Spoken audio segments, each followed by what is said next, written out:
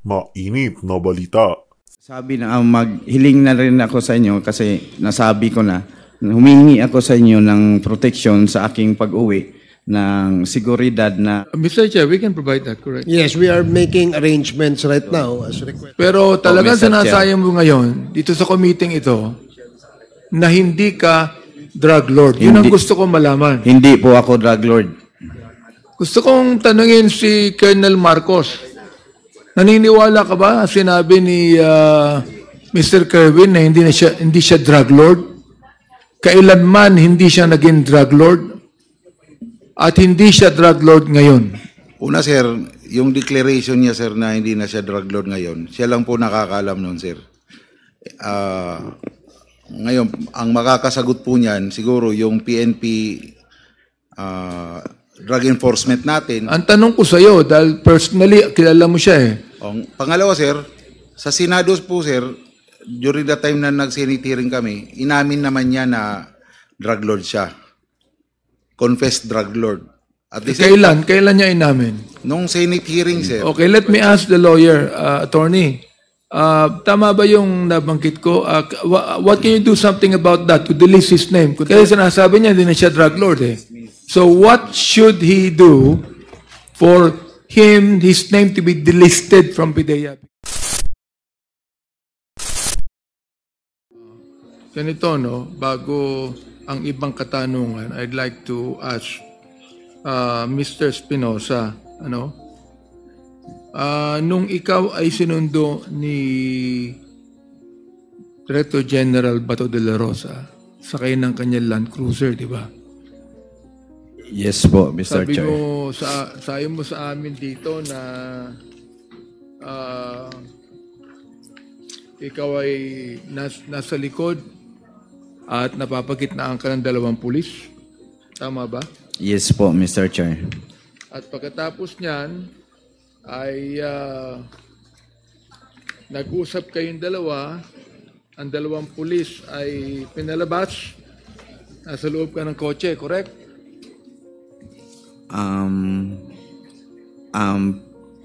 Pwedeng ulitin po, Mr. Chair.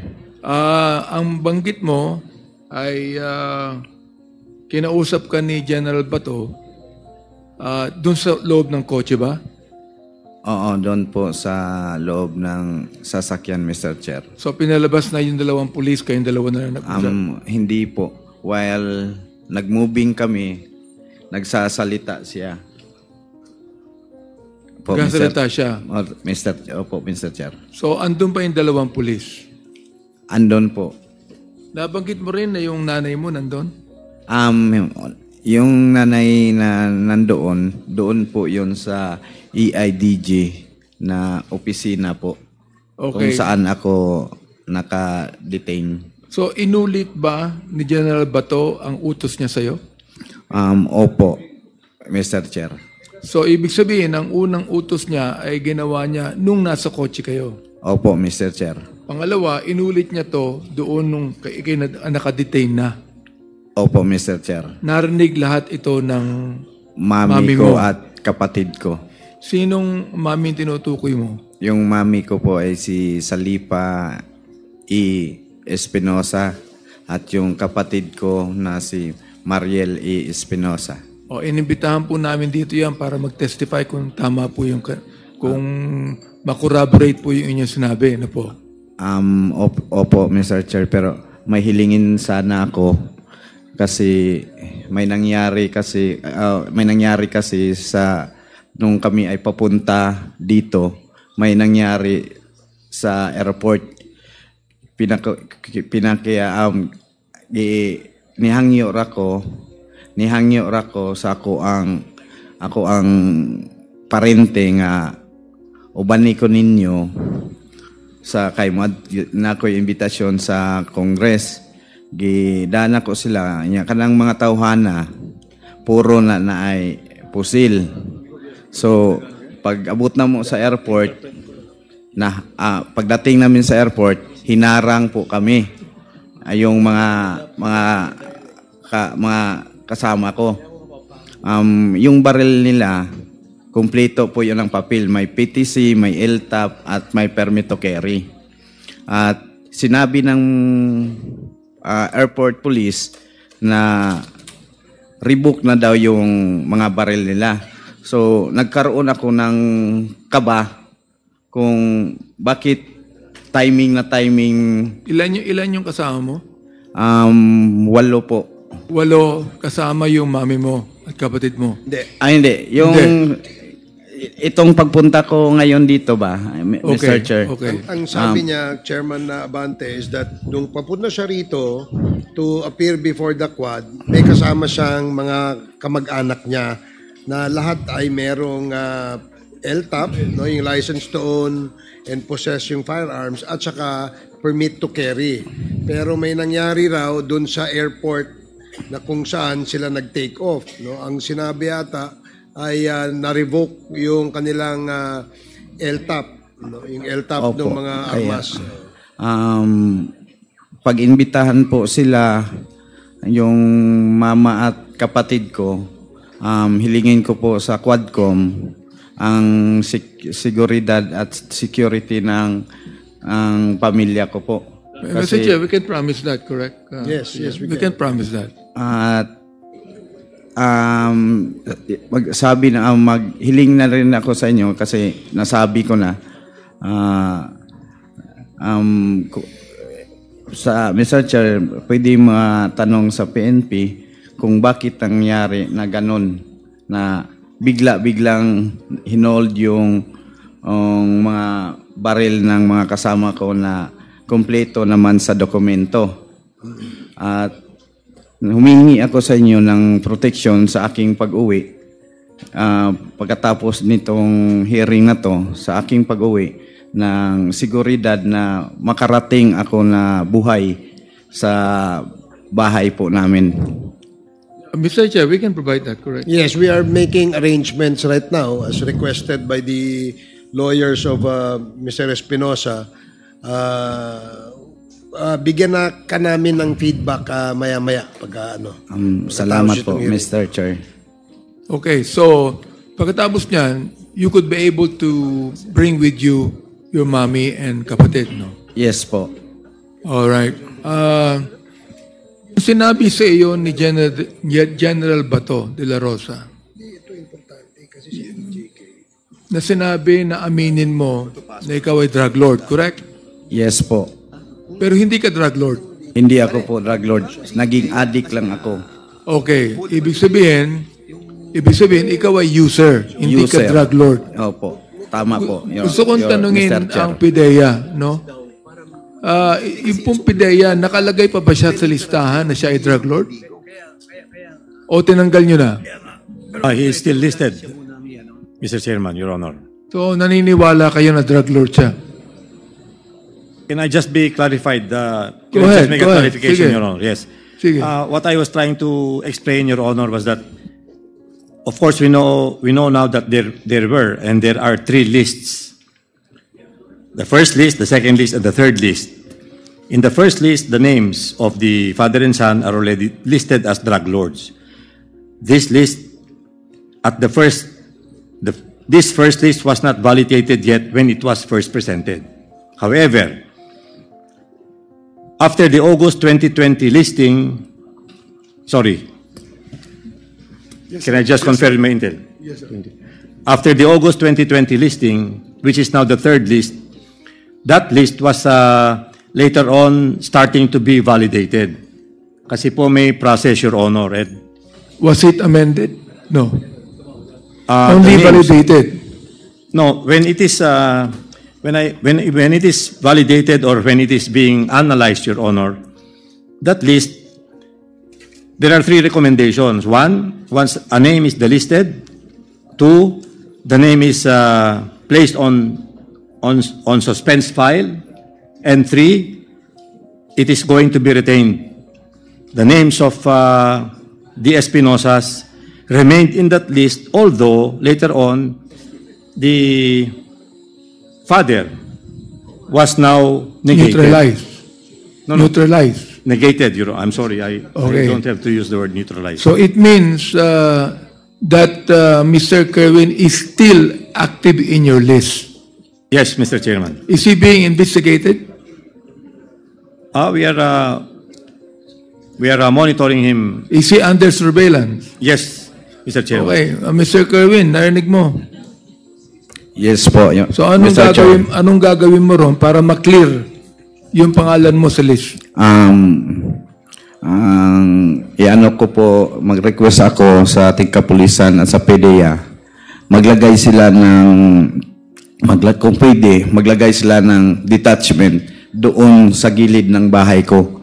At ako ang mag-provide ng pagkain po para totally ma-monitor nila talaga ako. Oh, Kung hindi lang talagang yun. may Can you not ask your lawyers to do something about that so that your name will be delisted from the PDEA list? Because he's still there.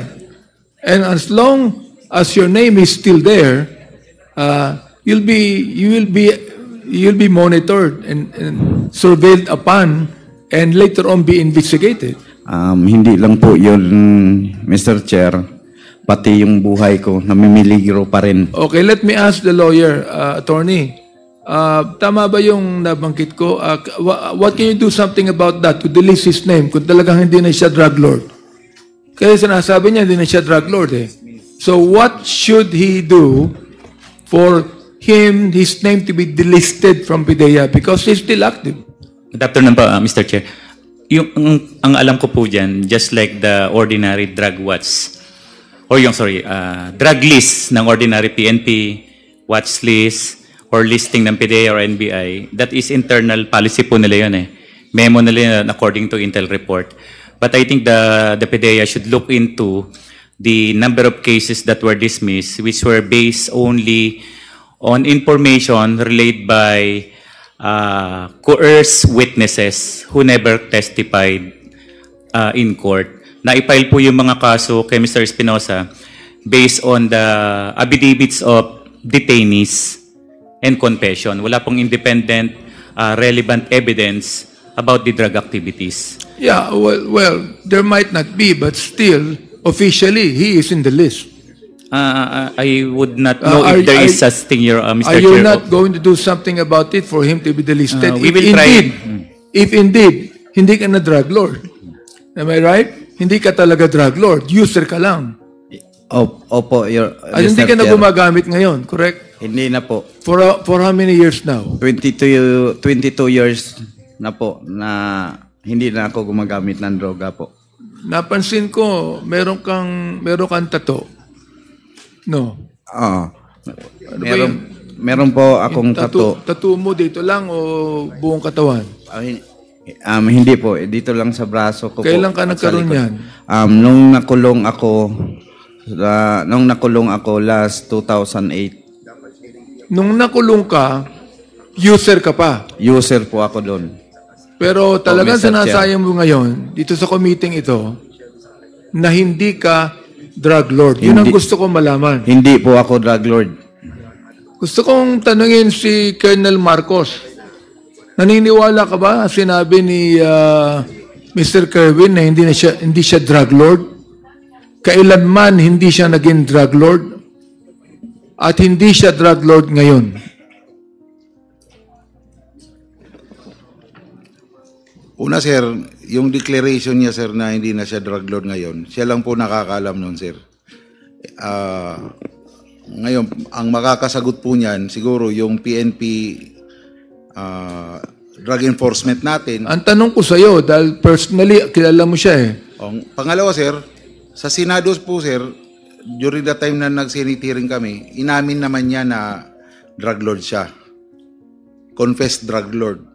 At the same time, Kailan niya inamin?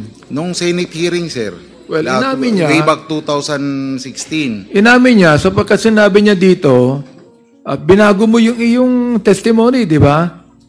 Yes po, Mr. Chair. Now, let me ask you a question now. Baday doon sa sinasay mo, Colonel Marcos, no? Yung testimony mo sa Senado ay ayon sa sinabi sa iyo ni General Bato. po. Correct. Opo. Ngayon, dito sa amin, iba na ang testimony mo. Opo. Yes Pakisabi mo Mr. sa amin, Chair. sa taong bayan, kung dapat kami maniwala sa iyo. Ibig pwede sabihin, hindi dapat paniwalaan yung testimony mo sa Senado. At ang dapat paniwalaan ang yung testimony mo rito. Para sa taong bayan, kasi nung panahon na nag-testify ako sa Senado, may nangyari na pananakot, may fear sa buhay ko. At pinatay na ang papa ko on that time. No, ang hindi pa ako nag-testify sa Senado. Kaya yung plano, sinunod ko na lang talaga para lang ma-save ang buhay ko at ang buhay ng aking pamilya, lalo na sa aking mga anak.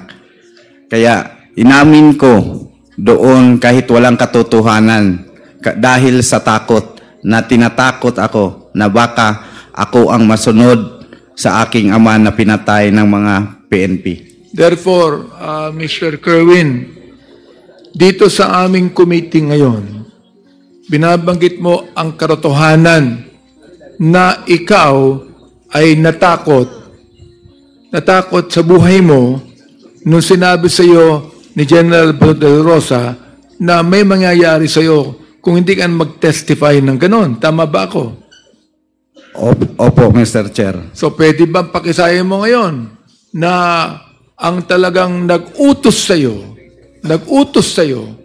na sabihin ang testimony mo doon sa Senado ay si General Bato de la Rosa?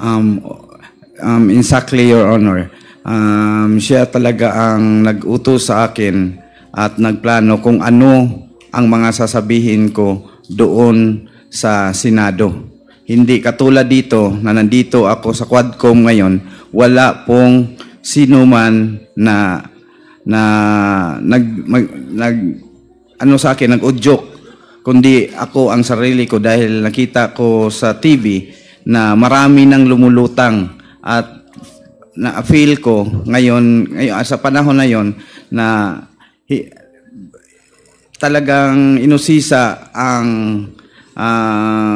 EGK sa ating bayan. Marami. Alam mo, Mr. Kerwin, sasagutin yan ni Senator Bato eh. Oh, pupunta siya ng media para sagutin niya at sabihin niya lahat na mali at kasinungalingan sinasabi mo. Hindi lang yun ha. Marami siyang DDS trolls eh. Na ibabas din kami na sinungaling ang iyong sinasabi. Ano maasayan mo doon? Inaasahan ko na yun na i-deny talaga niya. At ang mga trolls niya, naghanda na ngayon kung ano ang ipalabas nila sa social media at sa mga kwento na gagawin nila. Okay. Ang nabanggit mo rin, kaya ginawa yan sa iyo ni General Bato, sapagkat yun ay utos ng nakakataas sa kanya. Tama ba ako? Tama po. Okay. Sa palagay mo, sino yung nakakataas sa kanya? Nakakataas kay General Bato, sa palagay ko, sa aking pagkaintindi, walang iba kundi presidente na lang ang pinakamataas na pwedeng mag-utos sa kanya. Paano mo nasabi yan sa palagay mo? Kasi itong mga nangyari na mga EJK, kampante ang mga kapulisan maliban lang sa mga matino na pulis na dadamay sa mga kabalastugan ng mga pulis na hindi nahihiya, na gumawa ng karahasan, inabuso ang kanilang uniforme, na gumawa ng patayan dito, patayan doon, parang mga hayop na lang ang tingin nila sa mga drug related. Hindi nila binigyan ng pagkakataon, hindi nila binigyan ng tamang due process na pwede namang magbago ang tao. Kaya ngayon ang Pilipinas nakilala sa buong mundo sa maitim na background dahil sa patayan, sa extrajudicial killing. Okay. Palagay mo, Sino ang nag-utos para ipapatay ang papa mo? Tayong mga Pilipino, nakita natin sa TV na ang dating presidente nagsasabi na patayin niya lahat ng mga narcolis. So, sa pagkaintindi ko, siya talaga ang nag-utos na patayin ang papa ko. So naniniwala ka na ang dating Pangulo ang nag-utos na ipapatay ang iyong tatay? Opo, Mr. Chair. Oh, bukas, lahat ng DDS-troll, titirahin tayo. Tama. Okay lang yun. Basta ang sa atin, ang katotohanan lang. At hindi naman mga bata ang lahat ng Pilipino na naniwala sa senaryo nila, Mr. Chair. Ito, no?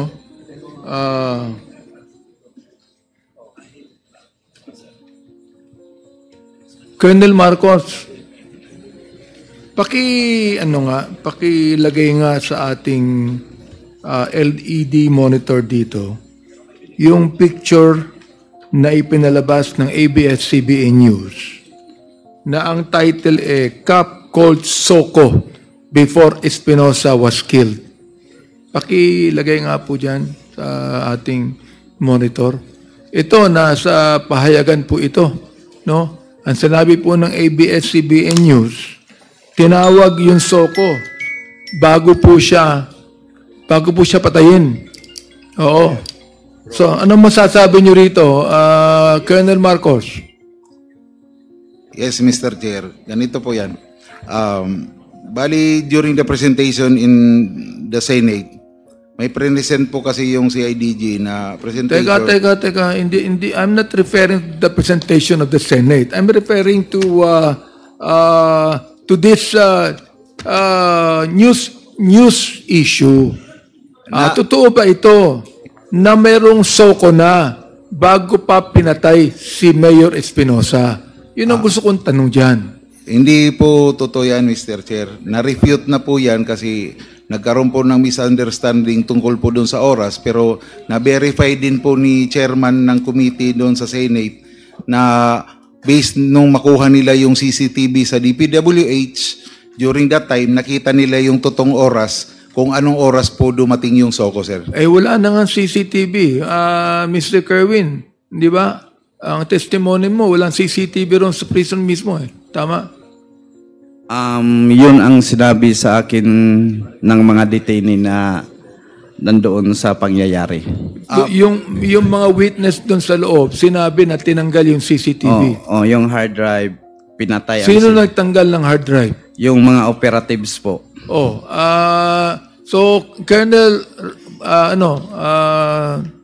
Marcos, palagay mo kaya, totoo itong sinasabi ni Mr. Kerwin?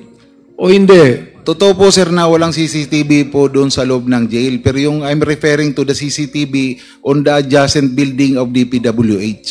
Yun po yung kinuha po na so, CCTV. Doon sa pagpatay mismong lugar ng Mayor Espinosa, iyong binabagit na totoong walang CCTV. Wala pong based doon, sir, sa investigation, sir, ng IAS, kasi nag-conduct sila ng investigation doon sa area, na find out nila doon sa logbook ng Baybay City Jail that the CCTV was under repair, sir. Nakasa logbook po yun, sir. Okay. Kaya po wala pong CCTV sa loob. Okay. Ngayon, Colonel Marcos, ilang pulis ang dapat humuli kay Mayor Espinosa? Ilang pulis ang pumasok dun sa selda? I believe, sir, 19 kami, pero yung pumasok, sir, isang team lang. Nasa labas po kami. Nandun ka? Nandun po ako, sir. Ibig sabihin, ikaw ang leader? Yes, sir. I supervised the operation, sir. You did. 19 ang pulis, pero yung pumasok ilan? Around 7, sir. 7. Yes, sir. Kasi joint namin yung maritime group. Yung maritime group, sir, na kasama namin na nakipag-join doon sa operation, outside perimeter security lang sila, sir. At naka-full battle gear kayong lahat? We were armed with M16 and our service firearms. sir. Ayun, oo. Opo. Full battle gear kayo, 7 kayo, pumasok kayo para arrestuhin ng isang tao. Sir. Opo sir, pero hindi ako kasama Sapagkat sa pumasok sir. Ang alam ninyo na merong tinatawag na agreement itong mga jail guards with the late mayor. Totoo ba yan? Yun po ang information sir. Pero Kindly wrap up. Sorry. hindi nyo inaresto yung jail guards. Bali sir, nung in-implement namin yung search warrant at present po doon sa gate ng Baybay Provincial Jail, ayaw po kami yung papasukin.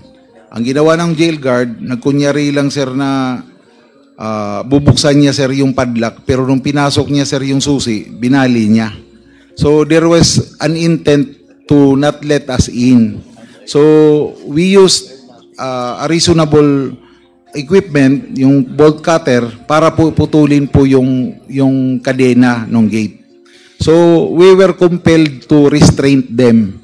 Kaya po namin sila pina-face the wall, kaya po namin kinuha yung armas nila kasi we don't want anything to happen between us. Kasi Yes. baka mamaya anong You maisipan were sir. compelled to restrain them. Yes sir, kasi But you are not supposed to kill Mayor Espinosa because he has constitutional rights that you must observe as police officers. Am I right? based po sa circumstances, si Major Laraga po makakasagot yun sir kasi based Teka. siya po Andun siya ka eh. pumasok. Andun ka eh. You were there. You were leading the team.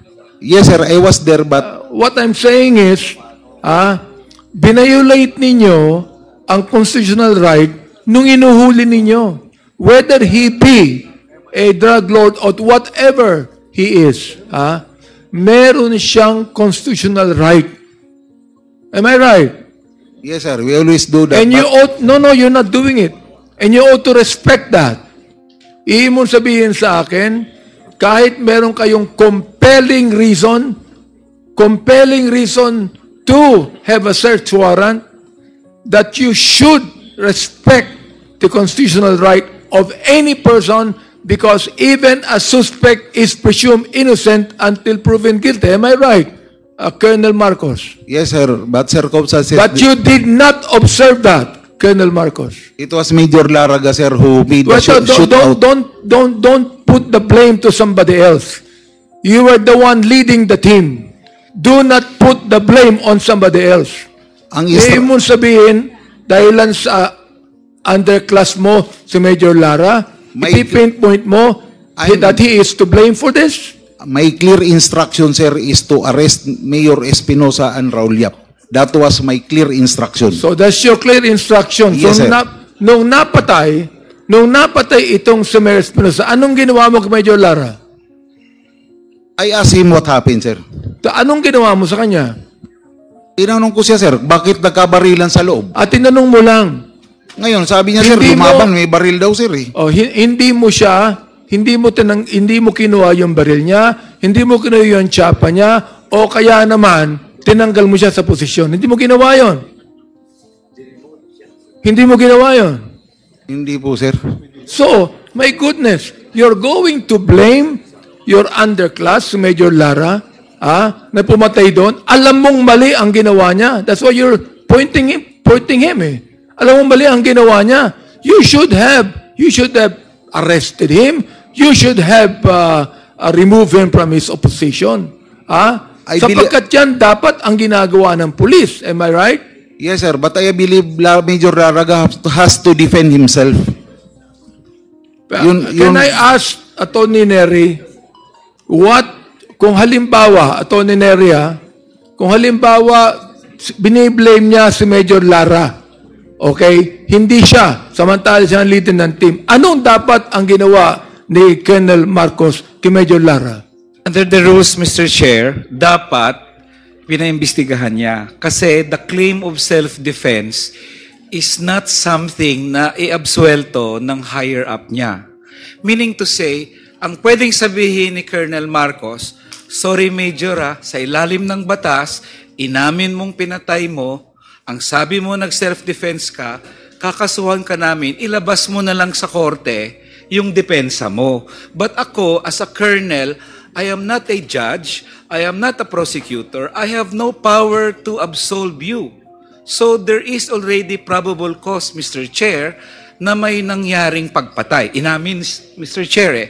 So, kasuhan mo na lang. And that's the DOJ opinion in many instances of claims to self-defense. Kasi otherwise, Mr. Chair, kung ang isang koronel o sino man ay magsabi, self-defense pala nanlaban, okay, di ang mangyari sa buong Pilipinas, Mr. Chair, ganun-ganun na lang, na anybody can just claim self-defense. But the rules and the laws require that the PNP should file a case against any of its officers, inquest nga, Mr. Chair, under the rules of engagement, and let the defendant answer the accusation sa court, and if na-prove niya na self-defense nga talaga, then he could be acquitted. But the colonel or the general or Senator Bato or anybody, even the president, cannot absolve any police officer who killed somebody on the mere say-so of that police officer na self-defense ang ginawa niya po.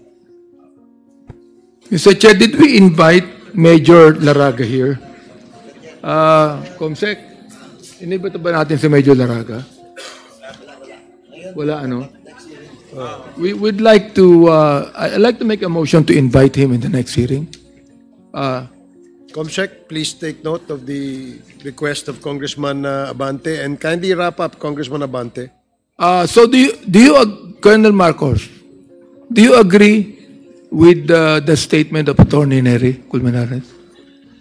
Meron po, Mr. Chair, pinapalo po ang PNP na police operational procedure. That it's not within the police procedure. Colonel Marcos, do not make me ignorant of that. Ibig mo sabihin, procedure ninyo na meron kayong search warrant, papasukin nyo ang selda, papatayin nyo yung tao, ganun ba yung procedure? Wala po akong instruction, sir, na patayin. Ang sabi ko, arrestuhin, sir. Wala pong instruction na patayin. Kung yan ang sinabi mo to restrain them, nakita mong pinatay, you should have done something to the policeman that killed Mr. Mayor Espinosa. You should have done something. Pasensya na po, sir. Kasi, but you did not do anything.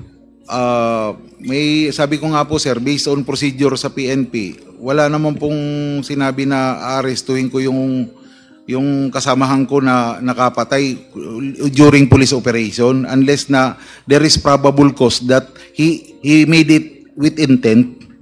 Kumbaga, may intention talaga siyang patayin.